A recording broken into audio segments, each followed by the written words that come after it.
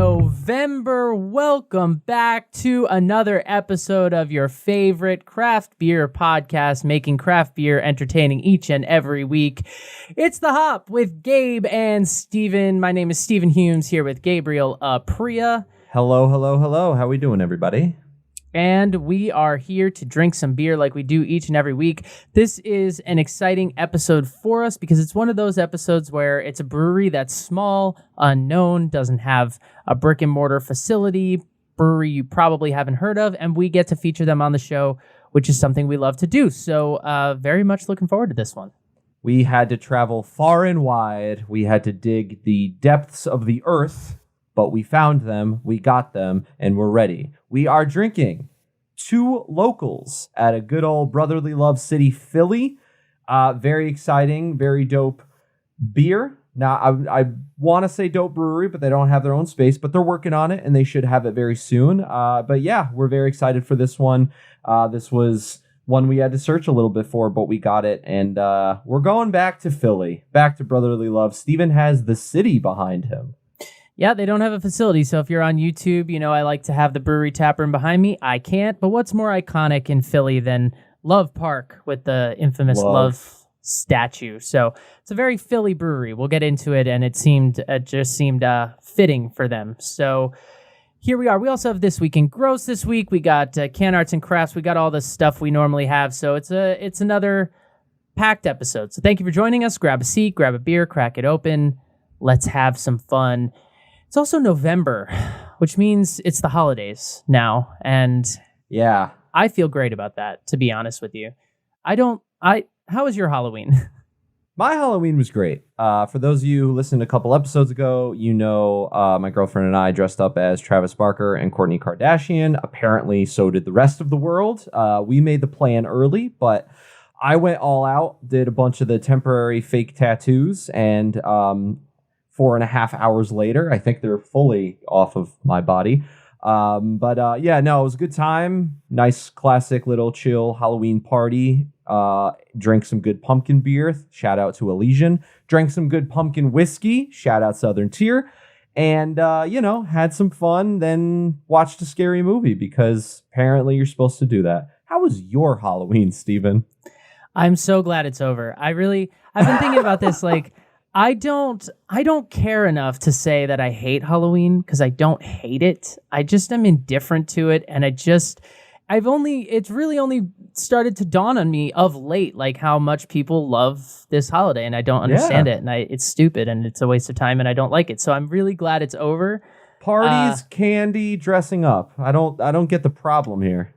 Yeah, see, no, now it's time for the good holidays. It's like when people say that they don't like Thanksgiving. It's like, I'm sorry, beer, football, food, and more football. And Broadway in the morning, by the way. It's a holiday that's made for me. That's how I like to get down. So I'm glad Halloween is over, but I'm glad everyone had fun, and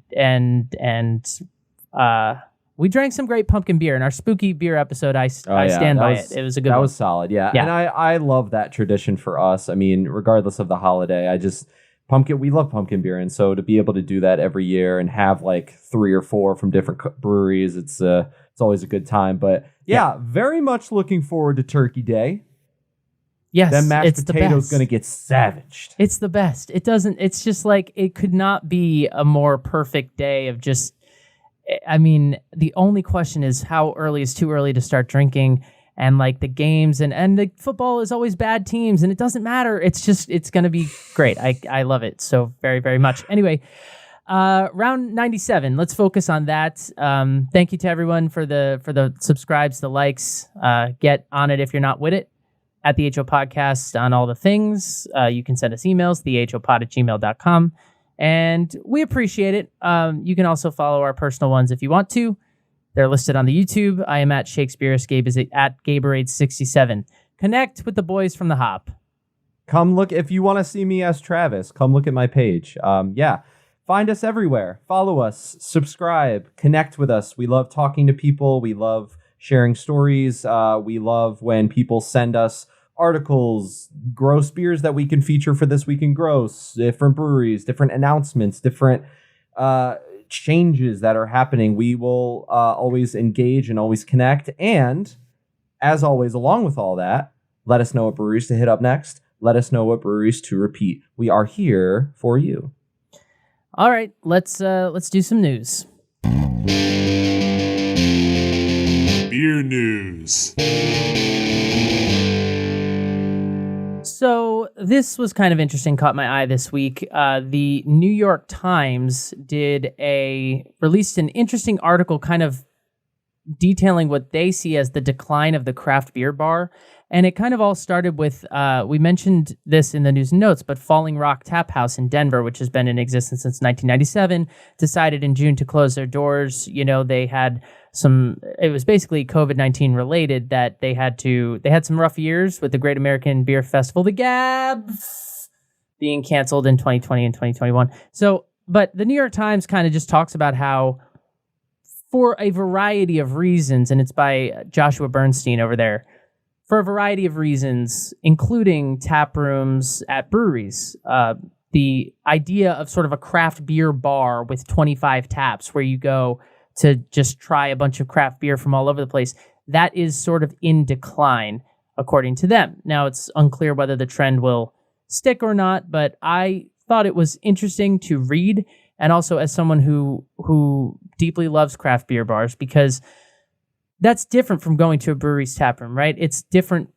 beers from all different breweries. So it's a different experience. And we need to support these places because it costs money to have 25 kegs running at all times. At this point, there are breweries, and they mention a bunch. They mentioned breweries out of Texas. Beer bars out of Texas, beer bars out of, I mentioned Denver before. They did some in California. They interviewed a lot of them, and they basically, some owners were saying, I only have 10 taps running of my 25, 30 taps because I just can't afford to have that much beer on tap at all times. So I guess the takeaway there is support your local craft beer bar if it matters to you, because otherwise, and it's also just a dope experience. I mean, we can never remember the name of the place, but the place in Brooklyn where you swipe a card and however much you pour is however much you pay. I mean, it's a fun experience. It's kind of quote unquote interactive in a way, and it gets you to sample more stuff. So. Also, in the UK, there is a proposed reform of alcohol taxes. This is kind of weird and technical, but it's worth mentioning just because they're basically trying to do a thing where beer, the alcohol duty, the tax on it, will increase along with alcohol content, which is a red alert to me because it means that breweries will stop brewing. Yeah. Beer with higher alcohol content, and that's no fun. That's never fun. Basically, craft brewers are pushing back against it. They're saying that styles like imperial stouts, double IPAs might become economically unviable because it will have a higher tax rate for beers above 8.5 ABV. So I don't know. It's UK news. Nothing we can do about it. But stop it, British people! Don't do this. There's no need for this. Don't start getting in people's heads and start giving them ideas. We don't need that because, sometimes you don't need a heavy percenter and then sometimes you do. So this is not the answer. This is not the answer, but I don't know, something to keep an eye on. Let's talk about some fun news, shall we? Here we go.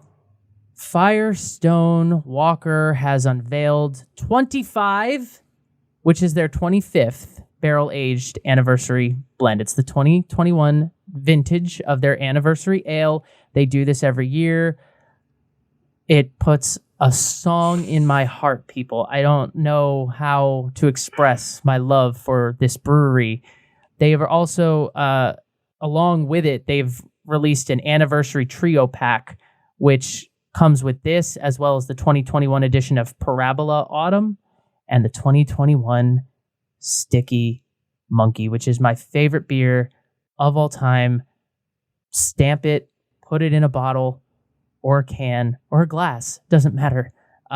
Shit, but put it in a Dixie cup. Steven will chug it. it's back. I go to the brewery all the time and I'm like, do you have sticky? And they're like, no, everyone asks us. We might do it again. I was there like 6 months ago and the guy was like, I think I saw a barrel with Sticky Monkey on it. So it might come back. Well, it has. And it's here. It's 2020. I just think it's so funny. Like you go to the brewery and they're like, no, Steven, we don't have it. like you call and they're like, oh, he's back. Sticky Monkey that's not what I'm here to talk about, but it's a Central Coast quad. It's a quad. It's aged in bourbon barrels. It's like this edition is 10%, but it's brewed with Belgian candy sugar. It's just so ridiculously good. Anyway, the 25th anniversary ale, they got winemakers together from a bunch of different wineries in Paso Robles. So that would be Booker Vineyard, Desperado Wines, Epoch Estate, Halter Ranch, Herman Story, Ledge Vineyards, and all these people collaborated with members of Firestone Walker's Brewmasters Collective Beer Club. They took different stabs at blending, because what the anniversary ale is they take a bunch of these on their own amazing blended bourbon barrel or barrel aged beers. They take a bunch of these and they blend them together into something that's like completely unique. So there are 5 beers featured in this 25.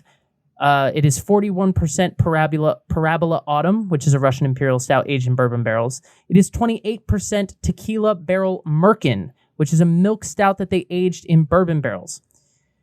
It is 13% Brandy Barrel Barley Wine, which is a blonde barley wine that they aged in brandy barrels. It is 10% Sticky Monkey, which I already mentioned, and it's 8% Whiskey Barrel Wheat Wine, which is a strong golden barley wine that they aged in tequila barrels.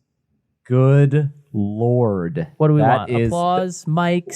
I don't even... What meets our fancy? Let's give them both.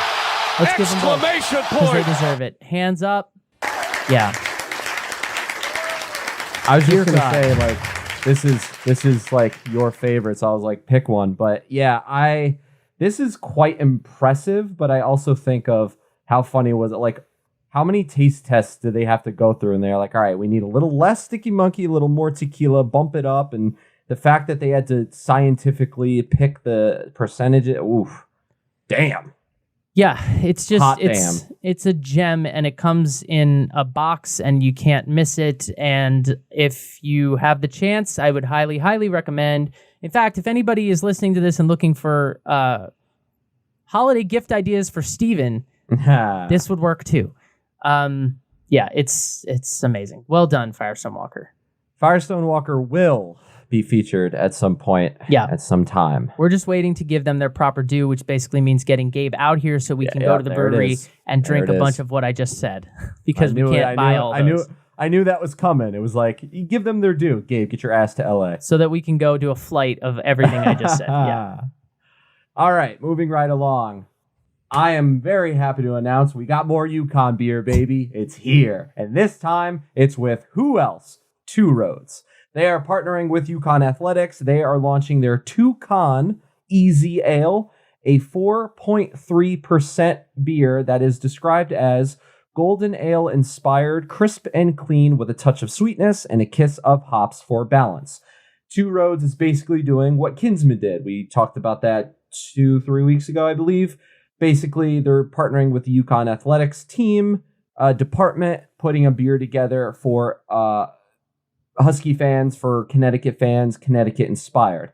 Their one thing, though, was Two Roads, and this is the geniuses, have said they understand that not everyone is a big IPA fan. They understand that some people want something easy they can sip on. Hashtag the Bud Light heads, no disrespect. So they said, let's make it kind of for a broad audience. Let's make it low ABV. Let's make it easy sipping. And I don't see any problems here with that. You can sign me up right away.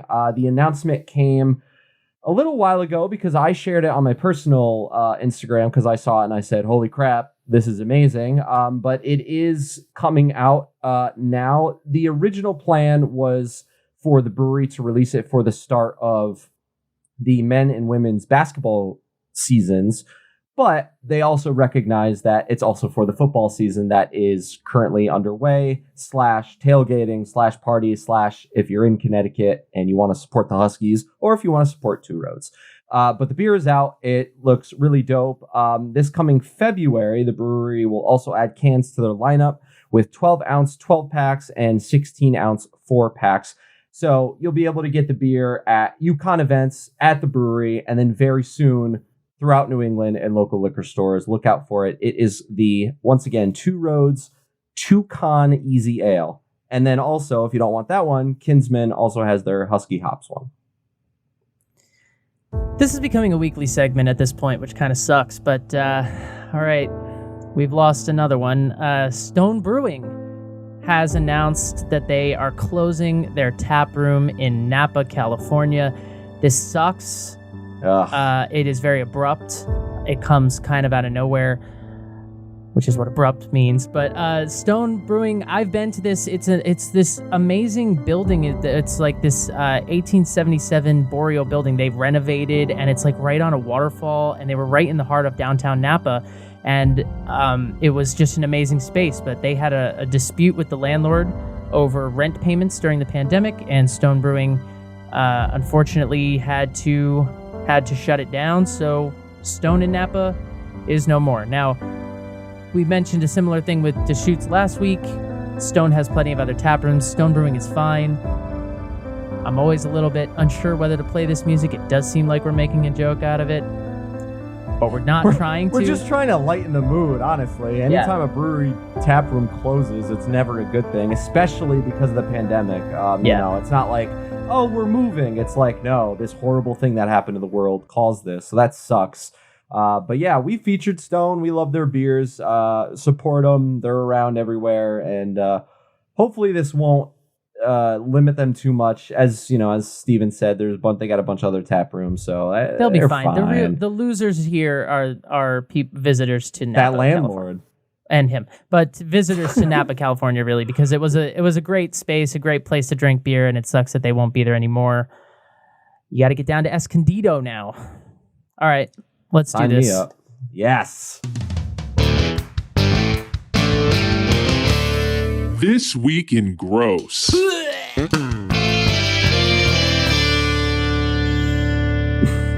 This one comes to us out of Atlanta. The currently fighting for the World Series city of Atlanta. Second Self Beer Company. They may have won by the time this episode drops, or lost. Second Self Beer Company is a beverage incubator down there. They have a bunch of beer brands, a CBD infused seltzer, different things like that. Well, they have collaborated with Atlanta Influences Everything to make what they're calling lemon pepper wet sour. It is a Berliner Weiss made with pineapple, lemon, Meyer lemon puree, vanilla, with you so far, black pepper, and white pepper. Confusing. And then they called it a wet sour. A wet. Yeah, that's the one word out of this entire thing that really throws me off. Lemon pepper sour, I feel like I wouldn't say gross. I'd say like maybe not for me, but I'll try it. There's something about the word wet that just makes me go like, wait, what? I think the fact that it's lemon and wet doesn't help, because all I'm picturing is yellow liquid. And what does that say to you, Gabe? Piss. Yes, it's not good. It's not good. A big old bag of piss. I mean, it's a sour with pepper in it. I think that if you try it, it's probably... Maybe the segment should be called This Week in Weird, but we have one drop and I'm not making another one, so it is what it is. But it's... I don't know. The brewery said it's a bold beer and it's something really out of the box and special. We're excited to partner with a great organization and give our customers something new and unique to Atlanta. And out of the box, you think? It originally debuted on Halloween doing a soft launch, but it's going to be around at the brewery, or I guess maybe they'll be distributing it. I don't really know. But it's also part of a fundraising Yes, this thing, is the right? good part of it. This is the good part. The good part is, and I'm quoting, 50% of all profit will benefit Atlanta Influences Everything's Careers of Tomorrow program, which aims to encourage young people in the Atlanta public school system to explore new careers emerging from the growth of the internet and social media. Great, love it, wonderful. I just don't understand why you can't brew just like a normal beer for this. Why has it got to be a sour? People, a lot of people like sours. A lot of people don't like sours. So, hey, if you try it and it's good, let us know. I don't have as much conviction about this being gross. It's mostly the name. I just really could have done without the word wet. I think most beer is wet. It's not dry. Yeah, I'll give it that. I mean, the can It's is a liquid. not horrible. It's got a little lemon with sunglasses looking like he's having some fun. Okay. I think on Can Arts and Crafts, you'd get a solid 7 or 8. But the other photos that are with, no, I don't know. Not for me, but what do I know? Y'all do you. Y'all do y'all. We are in the South. All right, Gabe. Let's go to Philly. Let's go to Philly in the best way we knew how, with a drinking toast for all. Ho, ho, ho, to the bottle I go, to heal my heart and drown my woe. Rain may fall and wind may blow, and many miles be still to go. But under a tall tree will I lie, and let the clouds go sailing by. And then we're gonna end on a fun quote. Beer, because you don't win friends with salad. Cheers. It always brings a song to my heart when the toast ends around that swell in the music when we use that I one. had the perfect length for it. The second I stopped, I was like, yes, on the drop. Let's get it.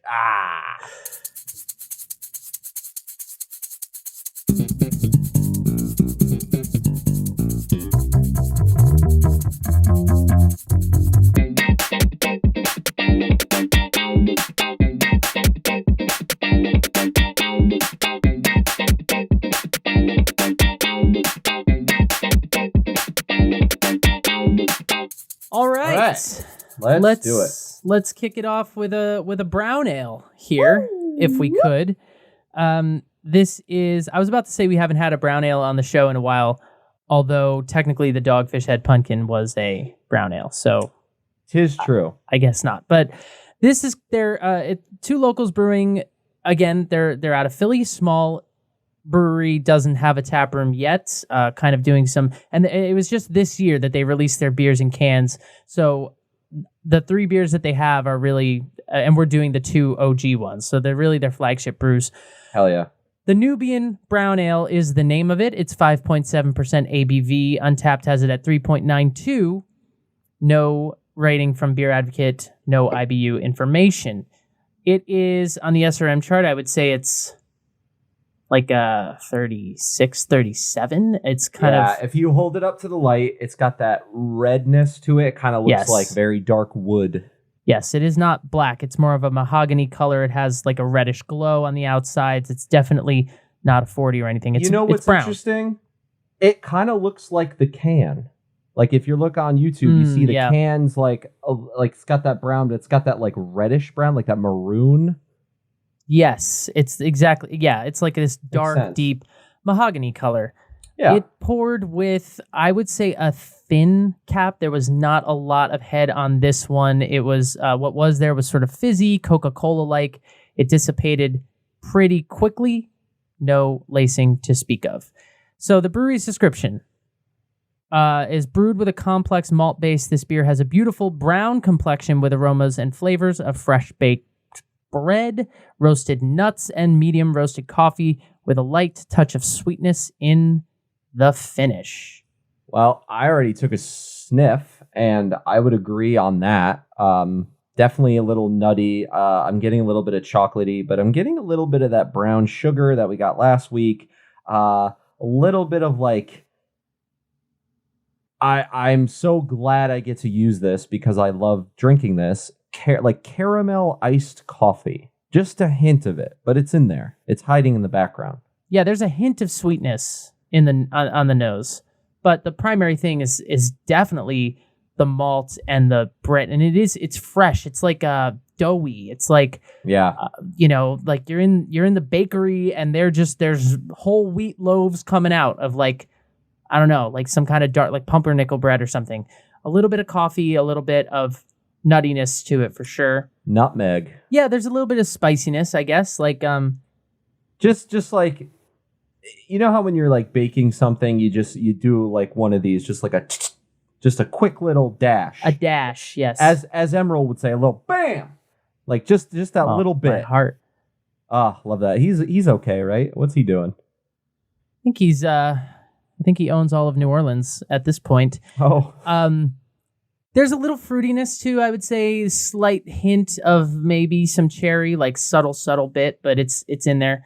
But it's clean on the nose. I think that it doesn't blow you away in any one direction or another. It's pretty subtle aroma in a good way. This beer also won a homebrew competition in Philadelphia, which was one of the things that gave the owners confidence that it was worthy being part of their debut lineup, which is why it's one of the first beers they put out. So the people of Philly liked it. I think this was like the one beer that they were like, yeah, this is all we got so far. And everyone was like, hey, all right. Yeah, I mean, they've done, well, we'll get into it, but they've done collaborations with breweries. So it's not like they've just spent the last 5 years, brewing these 2 or 3 beers. But this is one that they kind of stand behind as, again, sort of a flagship for them. So it's a brown ale. It's the Nubian. And we are now going to drink beer together. In West Philadelphia, born and raised. Ooh. It's pleasant going down because you said it smells clean. I think it tastes clean too. Like I'm getting a lot of flavors, but it goes down very easily. There's not a lot of bitterness in the back. There's some, but it just goes down smoothly, and it's almost a little, it's just clean going down. I enjoy it. I am getting a little roasted malt. I am getting a lot of those brown ale flavors. I think there's more brown sugar on the smell. I think there's a little more of that fruitiness on the smell than the taste. Not getting a whole lot of sweetness on the taste, but that's not necessarily needed in this moment in time. Yeah, I would say the predominant things for me are roasted malt, nuttiness, absolutely. Some little bit of coffee chocolate for sure, like dark chocolate, really, like that dark, bitter, sweet thing. There is not a lot of sweetness. I would agree. I think I don't get like brown sugar or anything like that. What I do get is the fruitiness that I was talking about before. I don't know if it's cherry. I might lean in the direction of like berries, like maybe raspberry or blackberry. Because it's not cherry sweet, but there's a fruitiness there for sure. Yeah. And in terms of hoppiness, there's an earthiness to this for sure. I would agree with you. The mouthfeel it's very clean. It's very, very easy to drink.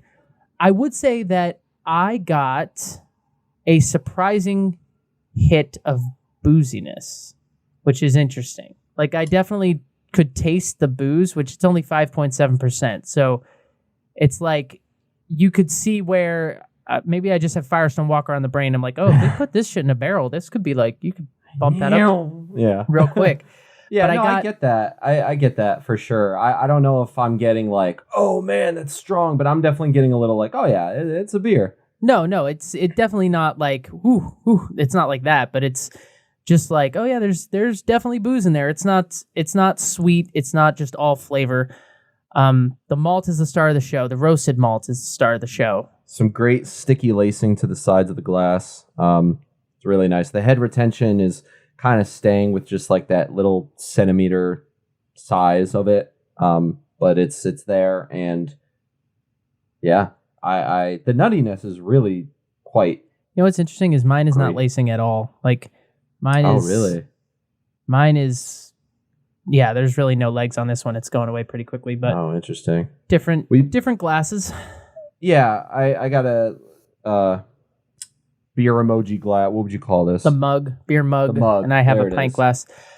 And as far as mouthfeel, I will say the carbonation is moderate. I don't think that this beer is, I read some early reviews of it that said that the flavor was a little bit light, possibly the beer was a little thin. I don't think so. I think it has exactly the kind of body you want for a brown ale. So maybe that's just the brewery improving it over time. But I think that this is a classic brown ale and done really well. It's balanced,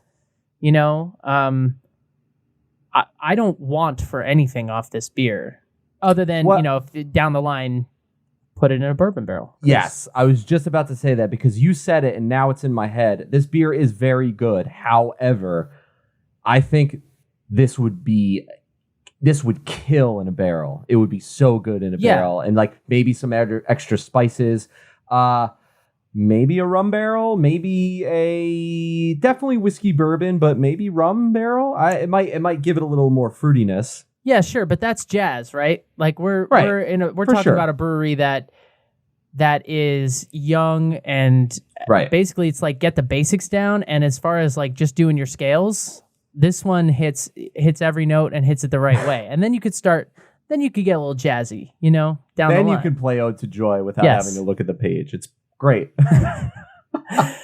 Let's talk about this brewery a little bit. Brotherly love makes sense because it was founded by two brothers. Two brothers who love each other, I assume. Would hope so. Richard and Mengistu Koilor are their names, and I hope I'm saying those correctly. Mengistu is the older brother. He was born in Liberia. He moved to the United States when he was 7. Richard was born and raised in Philly. They are Philly boys. They started brewing in 2016 on a homebrew kit. They moved from the backyard where they were brewing to the kitchen, and then they started bringing their beers to events. Family and friends got involved, ipso facto brewery. So they... and their quote is, the more we got into the brewing industry, the more we realized the lack of black brewers and black-owned breweries. It's our mission to bring the first black-owned brewery to Philadelphia and show our community the opportunities available in the brewing industry. So that's their mission, and it's distinctly Philly-centric. Like I said, they talked about the sort of origin of their name and how basically when they started brewing, they noticed that people who were not from Philadelphia would move to Philadelphia and open breweries. We didn't feel like they truly represented Philly. We wanted to represent what the majority of Philadelphia is made of, hence the name Two Locals. I love that. I love that a lot. They're Philly through and through. It's really cool to see. As we mentioned, they don't have a brick and mortar operation, but they are on the hunt for one.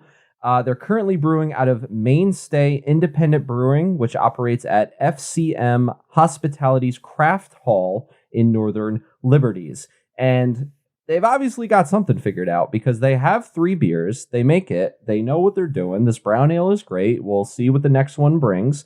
But you can still get their beer. That's available for delivery and or pickup through their website and at some stores. If you go to their website and click on the beer, I think automatically it prompts you to enter in your address and information. Yep. And if you're in the area, they can deliver to you or you can go pick it up.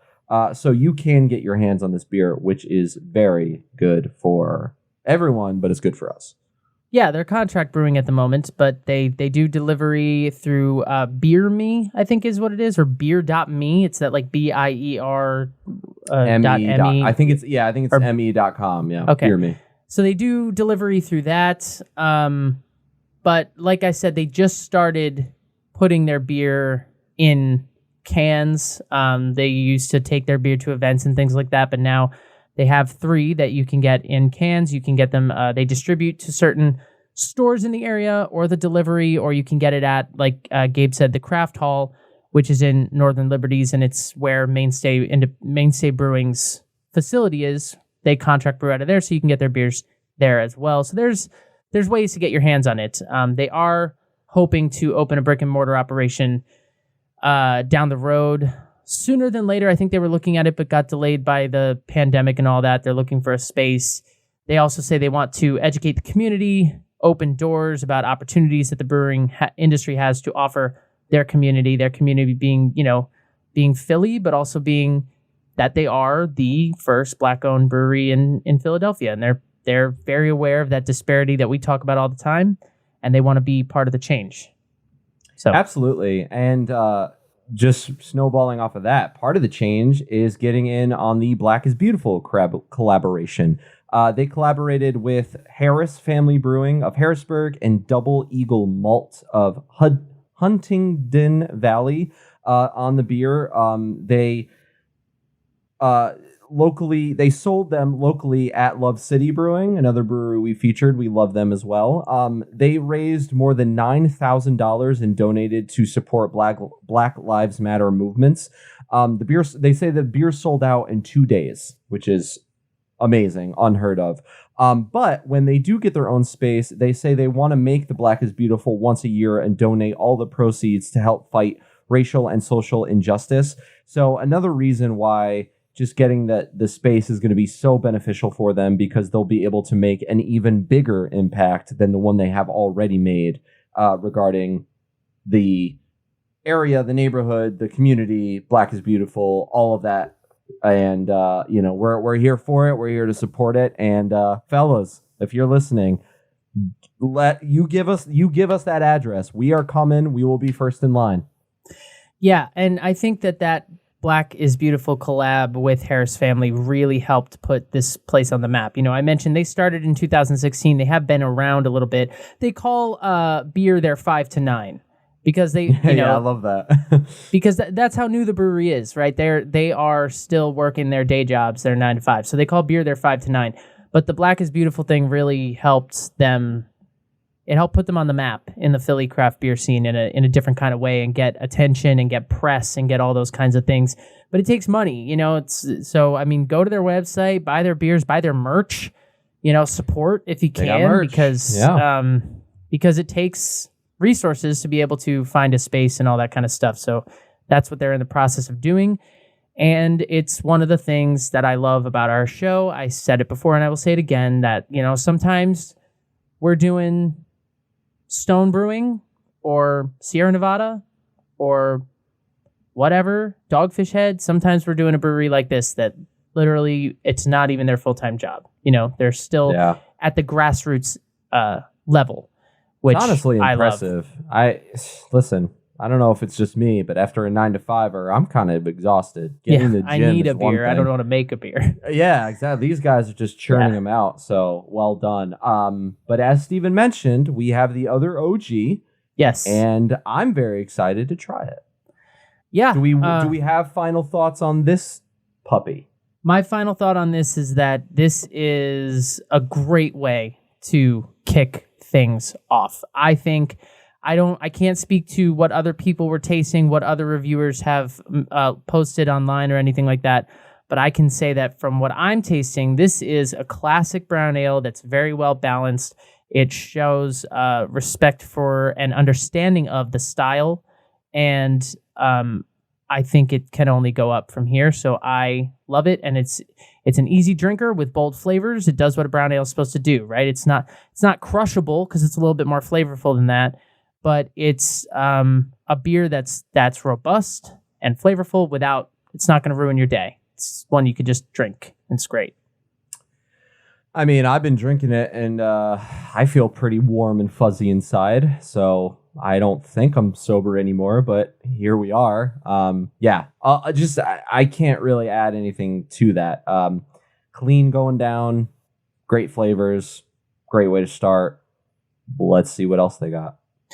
Great. Well, then let's move into beer numero dos. And it is the prolific Hazy IPA. We are switching gears. We're getting back to what Gabe and Steven refer to as home, an IPA. And here we go. It is 6.4%.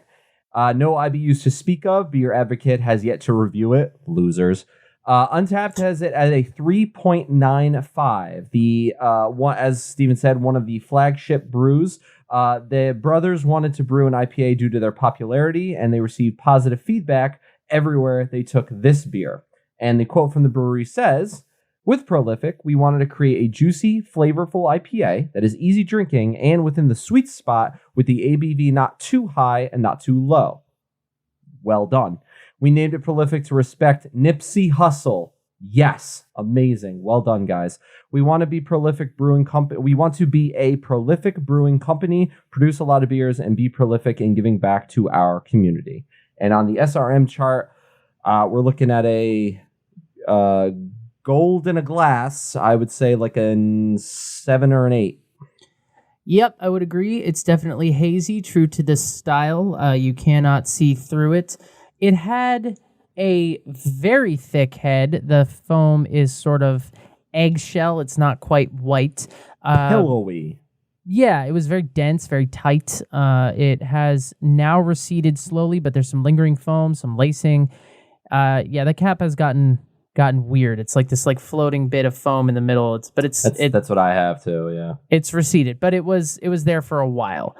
This beer is brewed with Simcoe and Mosaic hops. So it's got copious amount of oats and wheat first, as far as the malt bill is concerned. Then it's whirlpooled with a heavy dose of Simcoe hops, and finally double dry hopped with more Simcoe and more Mosaic. So that's pretty classic. We don't have any Citra in here, but the Simcoe, the Mosaic, I mean, we're going to be looking at all the tropical flavors you can think of: grapefruit, mango, guava, citrus, et cetera, pineapple, orange, tangerine, you name it. That's what we're looking at here.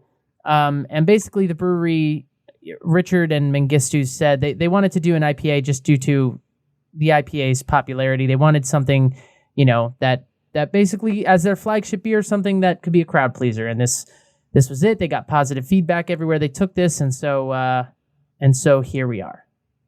Lots of bubbles. If you're looking at the glass, lots of bubbles just heading to the top. Smells very tropical, smells very boozy, smells very hoppy, smells like an IPA.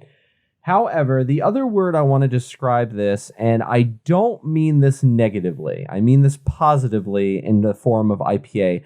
It's got a little bit of like that hoppy mustiness to it, but that's not a bad thing. It's not a bad smell. It smells like a hoppy IPA. Yes, I would. My word for it would be spicy personally, but it's earthy and spicy. Earthy. That's what I'm looking for. Yeah. Earthy. Yes. It's that because the first thing you get is all the citrus, as I said, orange, grapefruit. It's juicy mango, guava, papaya. But behind that, there is some because it's hoppiness, but not a piney hoppiness. It's not like dank. It's earthy, I think, is just the best way to describe it. It's something a little bit vegetal. I don't get a lot of smell of malt or anything like that. I mean, it's there, but I don't get a lot of that. I think that's going to be more about a mouthfeel and taste thing. Simcoe and Mosaic hops, they do what they're supposed to do, and then the double dry hopping, that's what gives it that kick of spiciness, I think. Yes. Trying to describe what earthiness I'm getting. I don't know if I can put my tongue on it yet, but off the smell. But it's I mean, you blindfold me. This is an IPA, so absolutely. Let's get prolific. Let's get prolific up in this piece. Yeah, it's, you know what it is? It's like drinking a glass of orange juice with pulp. And that part's important. Not that there's pulp in this. I don't taste any of that. But when you drink orange juice with pulp, it's got like a... like tanginess. Yeah, and earthiness is really the best word for it. But it's like something off the rind of the orange. Like you can taste the sort of fruit in there, and it's not just sweet. That's what I'm trying to say, is that this is not like drinking, just juice or nectar. It's not super sweet. It's definitely balanced. And that's what happens when you put Mosaic and Simcoe together, so it makes sense. It is very, very juicy. It's very much a New England IPA. Plenty of citrus. No piney bitterness. I do think that, I always like to talk about when there's oats in a beer, that does something very specific to the IPA. Tends to be something that happens a lot with New England IPAs, and they bring a creaminess to this. They bring a creaminess to the mouthfeel. They bring the haze that's in the glass. But so the mouthfeel is creamy. The carbonation is zingy. It's not as sort of luscious as like some of the higher ABV New England IPAs can be. This is easier drinking than that, but there's no booziness in here. It's very flavorful. It's sweet without being too sweet. It is balanced as a New England IPA can be. But definitely classic New England IPA once again.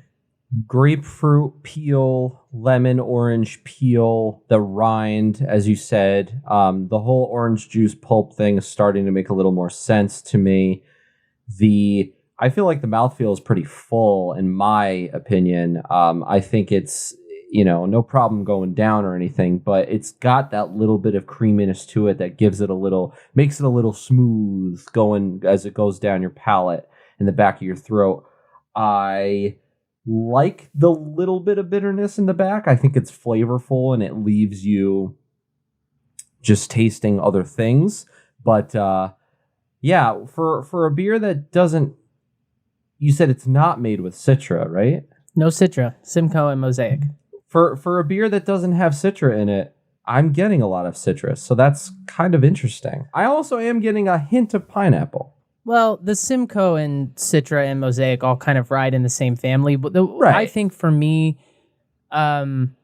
more of that earthiness, the sort of hoppy spiciness tends to be bumped up when Citra's not involved. I think Simcoe and Mosaic are the two that are often put with Citra to bring that side of it. So now when you have Simcoe and Mosaic together and then you combine it with dry hopping, double dry hopping, it definitely leads into that, but they're all kind of the same family. So yes, I mean, citrus is easily the star of this show. No question about it, And what's interesting to me about this is that I feel like if I had to pick one specific destination location to drink it, I feel like I can't.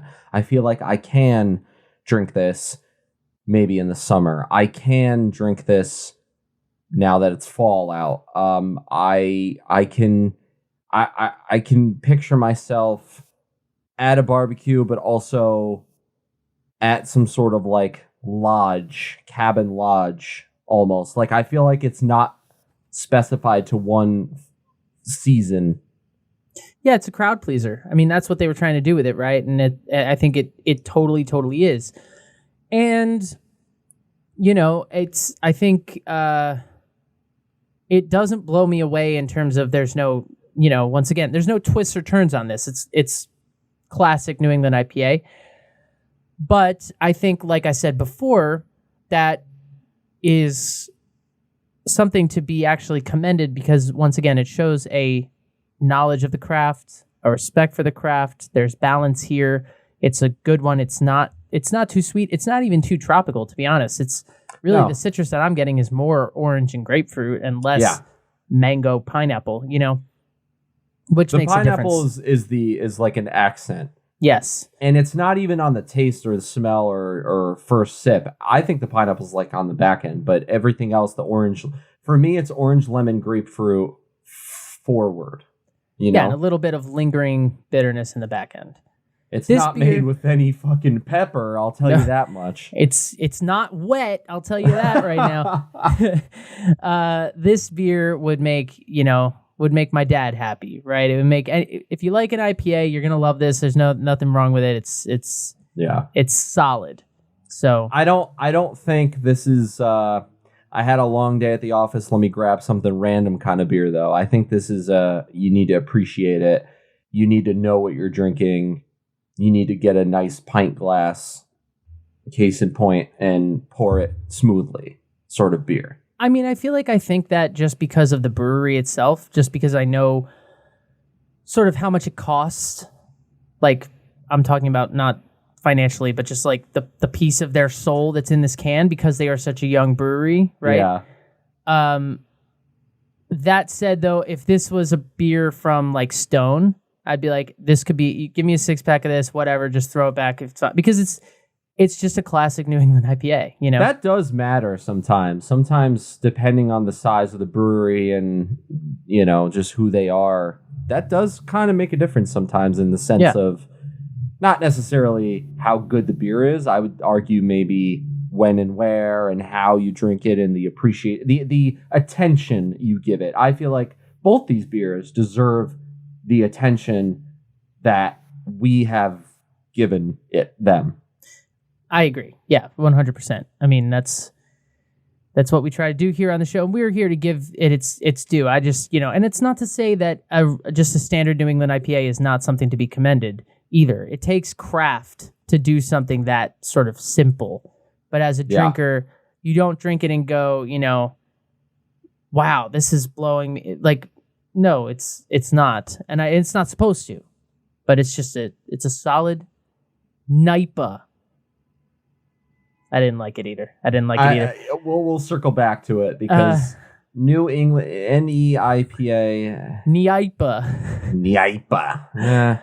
All right. Well, are you ready to take the listeners on an artistic visual journey?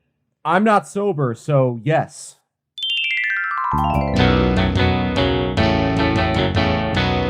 Can Art and Crafts. All right. As always, we're going in order. We've got the Nubian Brown Ale. For both these beers, we see Two Locals plastered right in front. Big, bold letters, black canned background, and a little bit of that maroon coloring. And if you look closely, the outline appears to be some sort of an outline of a person. It looks to be a woman identifying person with a little bit of a necklace and headdress. That was kind of a cool little tidbit on the side with the reddish hue coloring to it. It's not just random, it's adding to the can. And then we've got the prolific and what appears to be flowers and hops. And this one has like the gold coloring almost. It's like a little bit of the paler yellow side, but also kind of looks golden. New Orleans Saints fans can relate. They will like the coloring. Both are really cool. I love like a black background with some bright colors, and I feel like both cans really do that. On the Can Arts and Crafts side of things, I want to give it a 7.5. I think these are pretty nice. The colors could be a little brighter, but sometimes you don't need them to be a little bit brighter. And, you just know what you're drinking. Everything is just big, bold, right in front of you, and it's really cool. And that's what I have to say about that. Bob Ross is here. He agrees. He took some time off to go trick-or-treating, but he's back with us now, and he wants to say hi. He wants to say thank you for joining us. He wants to say another great edition of Can Arts and Crafts.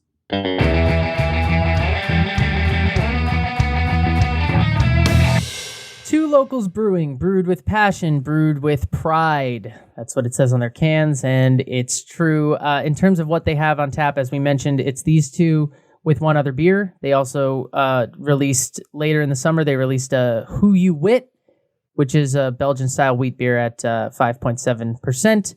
And then they do beer collabs from time to time. We mentioned their Black is Beautiful. But these are the three that you can get right now, primarily in Philly, as we said, so that delivery and all that's, if you're in the area, it's local, on-demand delivery. So check them out. Great brewery. Definitely one that this is one where, your support will mean something to them. So if you Absolutely. do it, And if you can't get these beers, get their Black is Beautiful. If you can't get their Black is Beautiful, get the other beers that they've collabed on. Harris Family Brewing, Double Eagle Malt. I mean, look out for them. Worst case, get a t-shirt. Worst case, get a t-shirt and clothe yourself. Education. Okay. I'm not sober. We need to go.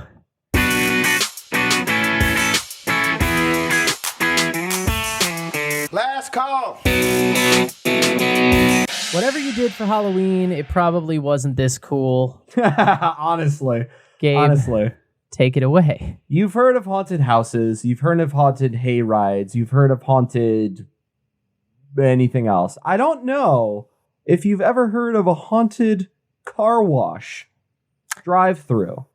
I have not until this very moment. Tell me Same more. here. I certainly have not. This is in Japan. This is very specific, but it is what it is. They have a drive-through haunted house, which is very scary and very bloody, but they wash your car when the terror is over. This was made with a production company called, please forgive me, Kawagarasate, aka the Scaredy Squad. And the idea of doing a haunted car wash came about because of the pandemic. They wanted to do a haunted house. Pandemic hit, can't get close. And the founder, Kenta Iwana, told CNN Travel, when I read that drive-through theaters were making a comeback, it was my aha moment.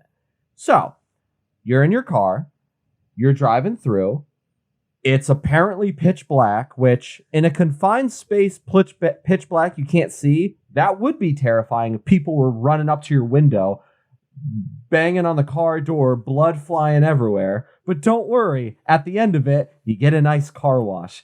I think it's a great idea. I think it's hilarious. And I have some concerns about it because are you in neutral the whole time? What if somebody accidentally hits the gas? Yes, I think that they're probably... I think our minds both went to the same space, so I think we could talk about this. I assume that it's like, yes, your car is in neutral and or off, and it's being towed through this thing. I would hope so. It's genius, though, right? Because I can only speak for myself, but when I was a kid, going through car washes was terrifying because you go in and it gets dark and the car is surrounded, and it's like...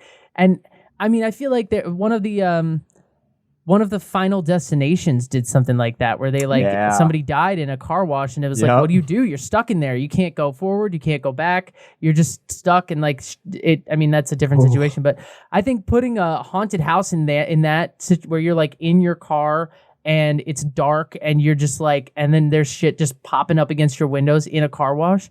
That's genius. Is it worth $75? I don't know, but it's genius. Well, that's the other thing. That'll be a long-ass car wash. I think it might be because, well, the other thing is you can pay an extra $9 for an extra bloody experience. So, I mean, I don't know. It's like you're getting entertained and you're also getting a car wash out of it. It might be worth it, but there's a video on YouTube. You can check it out, and, you know, the actors get like interviewed, and it's their whole thing of, you know, they're just like these blood demons, and they go up to your car and they scare you. And I think it's pretty genius. I just think, you know, who's going to be that one guy who's like driving a Cadillac, like, stop hitting the car door. Car was expensive. Like, I mean, I think you drive in at your own risk. I don't think you're going to take your fucking luxury prize vehicle into this car wash and let a bunch of actors just leap. But it's also probably gone now, so you probably can't do it anymore. But it's just a genius idea to me. Like, it really is. It's such a creative use of the haunted house medium, if you will. And it makes sense with the whole COVID thing. I mean, this was back before vaccines, when it first hit, when everyone said, "Holy shit, what do we do?" This was, you know, way back when, and it was just another experience. Like, okay, this is perfect because we don't have to. Well, enclosed space, we don't have to get close to anyone, and I just think it's really great. I did a haunted house. Was this haunted house this year or last year? I believe it was it's still around, but it started in 2020. It started in 2020. Okay. Yes. So it's still, you could still do it, but it became the idea once COVID first hit. Okay. Well, and I mean, I went to a haunted house recently, and I'm not a big fan of the jump scares. Oh God. No. Oh, I know. Oh yeah, you know. But it was a lot of fun. I had a good time, and I feel like a car wash where you're in an enclosed box and it's just moving slowly makes it even more, because when you're in a haunted house, you can decide how fast you want to walk. When you're in the car and it's in neutral, you're stuck. This is apparently, so I'm just Googling a little bit now because I'm going down a haunted car wash rabbit hole. And apparently this idea is taking off. I don't know if the Japanese one is happening this year or not. We might have just been talking about that for no reason. But they did do one in Anaheim this year, which is like so close to me. And they've inspired a whole bunch, because it is a genius sort of COVID idea, right? I mean, they're all done now. But it is a genius idea because you don't need masks or anything. Like you're in your car, you're separate. There's a barrier, so it's that Japanese version of it, sort of, whether they did it again this year or not, inspired a number of other companies to sort of go that route in 2021, which is dope. I just think it's such a great idea that's like it's right there. And then it took the Japanese to be that genius and make the connection. Doesn't it always, though? It does. It does indeed. They're just better at art than us. How do you drive home after that? After getting scared, I feel like I'd be like, oh God. That was weird. Maybe. I don't know. Okay. We're going to go, guys. Thank you for joining us. Support Two Locals Brewery out of Philadelphia. Philadelphia's first Black-owned brewery, doing everything right. Brewed with passion, brewed with pride, brewed with love. I would say brotherly love. Hey. Give them your support because they more than deserve it. And we will be back next week for another great episode. Thirsty Thursday, as always. Robert Tunyon, feel better. I love you, buddy. But we won last week. Okay, bye.